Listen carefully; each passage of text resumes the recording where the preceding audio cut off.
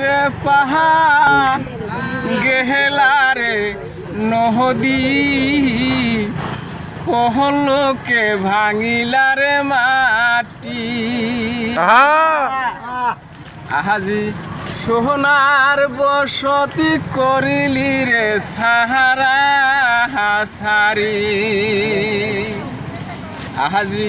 সোহনার মধু ফল করলি রে সাহারা হাসারি আগে ভাঙলি